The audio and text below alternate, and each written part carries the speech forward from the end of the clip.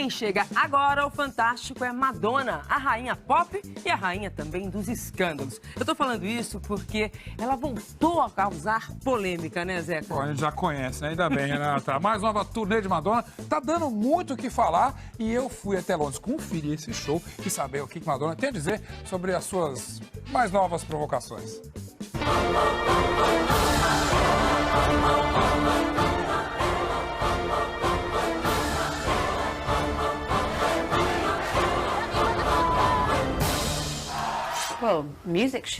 Eu nunca quis fazer um show que fosse só uma sequência das minhas músicas. Sempre quis contar uma história, me diz Madonna, logo no início da entrevista.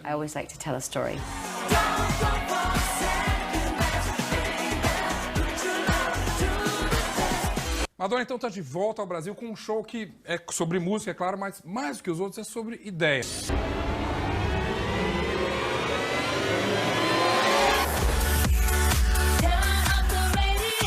Realmente não faltam ideias na nova turnê, chamada MDNA, mas algumas, claro, causam mais polêmica do que outras. Madonna, por exemplo, já exibiu um seio em alguns shows, só que essa nem foi a maior ousadia. Durante a música Nobody Knows Me, veja só, o telão do palco mostra uma imagem da líder de extrema-direita francesa, Marine Le Pen, com um símbolo nazista. O partido dela ameaçou um processo. Nós falamos dessa confusão na entrevista. Perguntei a ela se foi de propósito, se ela queria provocar. Madonna responde que foi sim de propósito, que ela escolheu essa imagem para falar do aumento da intolerância com estrangeiros e imigrantes do mundo. E completa, são tempos assustadores. Eu pergunto então se ela acha que o mundo melhorou ou piorou ao longo da sua carreira. Afinal, são quase 30 anos de sucessos e provocações. Ela me responde que acha que melhorou em algumas coisas, como os direitos das mulheres e dos gays, mas ao mesmo tempo aumentam casos de preconceitos e violências contra minorias. Tem uma batalha acontecendo agora entre o bem e o mal, diz ela.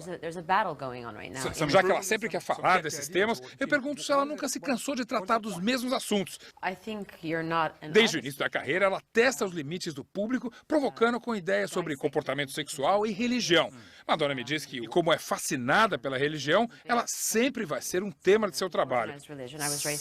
Fui criada como católica, diz Madonna, mas hoje acho que a igreja é uma instituição muito patriarcal e cheia de hipocrisia.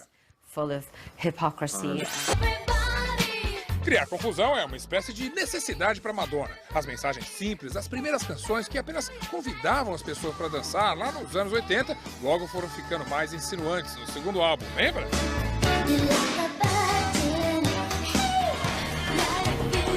As provocações à igreja apareceram no final dos anos 80. No meio de cruzes em chamas, ela beijava um santo.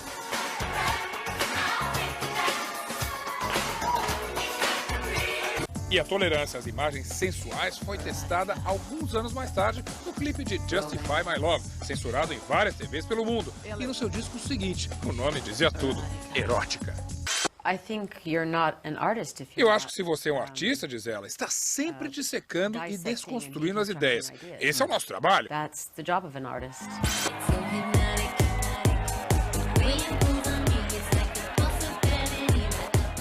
No caso de Madonna, as polêmicas nunca ficaram só na arte, né? A sua primeira filha nasceu de uma produção independente. De um casamento conturbado com o cineasta Guy Ritchie, nasceu o segundo, Rocco, que hoje faz uma ponta com a mãe nessa turnê.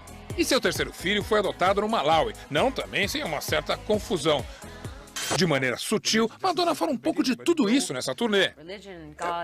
É sobre religião, ela explica. Deus, amor, tudo. Vingança, decepção. É uma viagem das trevas à luz.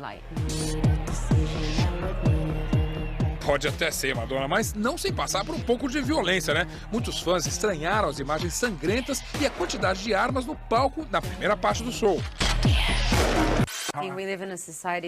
Nós vivemos numa sociedade cheia de imagens violentas, sim, diz Madonna. Eu acho que o que choca o público é me ver com um revólver na mão, mas a ideia é essa mesmo. Cada um vê o que quiser no show.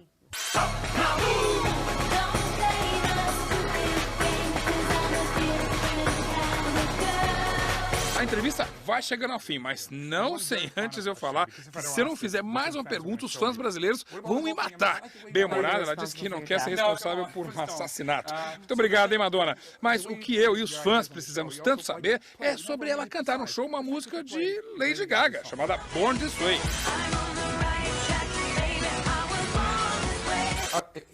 Muita gente considera que essa música, digamos assim, se inspirou num antigo sucesso de Madonna, Express Yourself.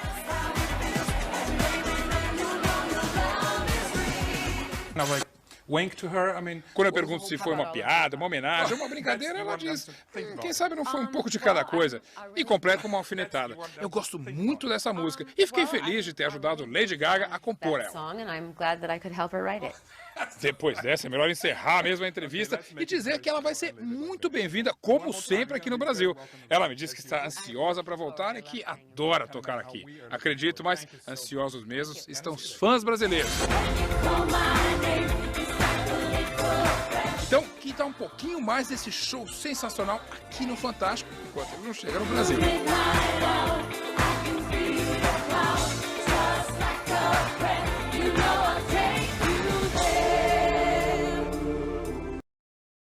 Madonna, então, está de volta ao Brasil com um show que é sobre música, é claro, mas mais do que os outros é sobre ideia. Well, music should be about ideas. Ideas inspire our music, right? True. So when you do a show, you need to do something that's visual and entertaining, and that requires ideas as well. Right.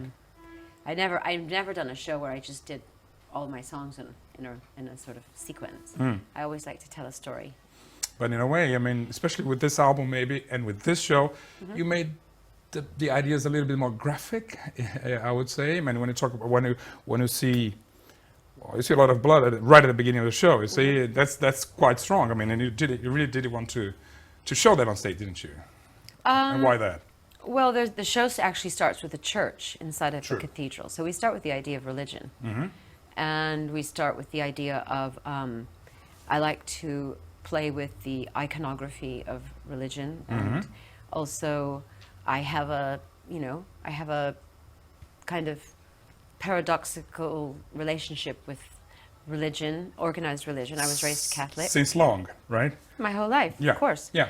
I think I'm a very spiritual person, but also I think that the Catholic Church is full of hypocrisy and is very patriarchal.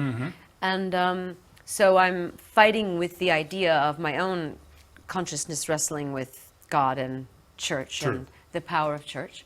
And then we move into women having power with Revolver and all of my female assassins. So, if anybody tries to mess with us, you know, they will be sorry. And then we move into Gangbang, which is completely inspired by the films of Russ Myers in the 60s. Yes.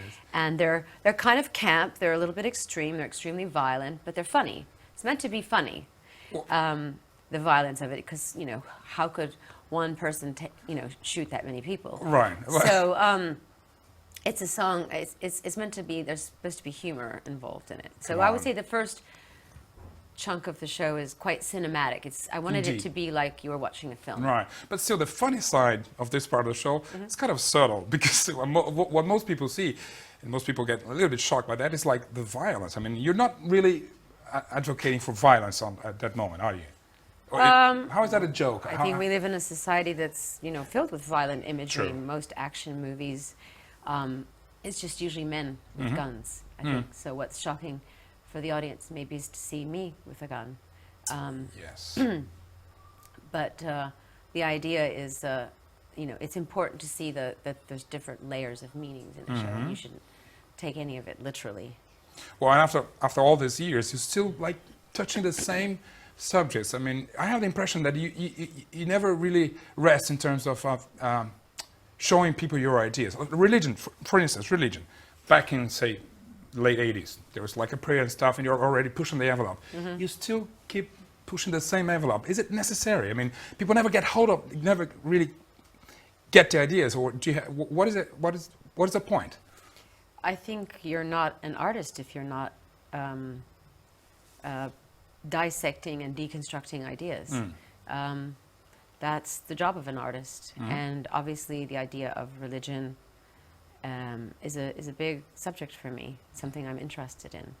The way that our people relate to the idea of religion and their relationship with God, and I'm very fascinated by it, and I always have been. So it's always going to be a big part of my work. True.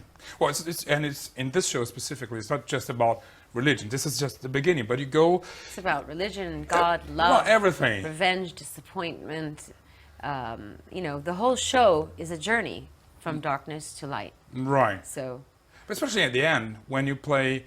I love that image. I mean, it's you and many faces. You see that there's a big mix. Which again put you in a little bit of a trouble lately in Paris, I mean, I guess. Really? Yeah, they got in trouble because you have the image of, or maybe the eyes of Le Pen, and there was the swastika and the Nazi symbol. Yeah. They didn't really enjoy that. Was that like something you did on purpose? No. That is piece, that film that was created, is about the intolerance that we human beings have for one another. True. And how much we judge people before knowing them. That's why it's done to the song Nobody Knows Me. True. So yes, all images in the video were chosen purposefully.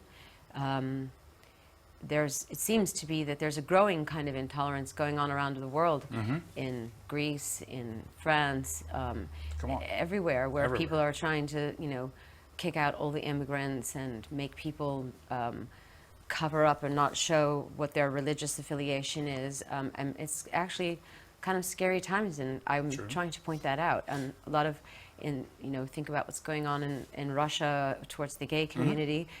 So I'm calling attention to that intolerance and asking people to pay attention, to wake up, to see how we are just creating more chaos in the world with this kind of intolerance. But after all these years, are you a little bit more optimistic? I mean, did things really change in the last, say, 3 decades? Or they got a little bit worse? I think that in some respects things are better. Gay marriages are accepted in certain parts of the United States, for instance. And I would say that the gay community in general has a bigger voice, more power. But on the other hand, more intolerance is happening. So, you know, the same thing goes for women and all minority groups. To me, there's a great polarization happening in the world. I think people who really want to make the world a better place, who really do see humanity as one and the same, are speaking up and taking action. But then there are a lot of people who are afraid, who are being intimidated, who are being taken advantage of because they're poor, hungry, underprivileged. Right. These are the people that tend to get preyed upon by government and politicians, to get them to manipulate them into thinking that if we get rid of all of all the gays in this community, or all the Muslims, or all the Somalians, or that we'll suddenly, you know, our community will be better. You know, and if you tell that to a person who's starving, who doesn't have a job, you know, they want to hear anything. They want to hear what the solution to the problem might be. So, like I said, I think there's an equal amount of good, and there's a battle going on right now. So, some improvements and some drawbacks. Yeah. So in the very last minute, what's the artist's role behind all that? I mean, do you feel responsible for the good change, maybe? I do think it's an artist's responsibility to call attention to what's going on in the world and to help bring people together. Right. That, you know, art is there to kind of track what's going on in the world, to make social commentary, to bring people together, to provoke people to ask questions. Indeed. It's the asking of the question that gets you to the next stage, which is, you know, why is this happening? What's really going on? What is the reason for this? Art is meant to provoke, and then once you ask the questions, you get the answers. And then once you have the knowledge, you have the power to make an informed decision for yourself. Very good. So. One very final question, because if I don't ask this, Brazilian fans are going to kill me. What about the whole thing? I mean, I like the way you play... Don't want to be responsible for your death. No, come on, please don't. The fact that you play Lady Gaga's songs, right? I mean, was it were you playing the same... what was the intention? A joke, a tribute, a kind of like wink to her? I mean, what is the whole point? How about all of the above?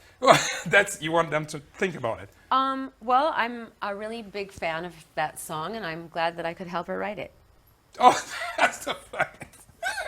Okay, let's make it very subtle and leave it like that. Okay. One more time. You're going to be very welcome in Brazil, as usual. I'm looking forward. I love playing in Brazil. I can't imagine how we are looking forward. Thank you so much. Thank you. And we'll see you there.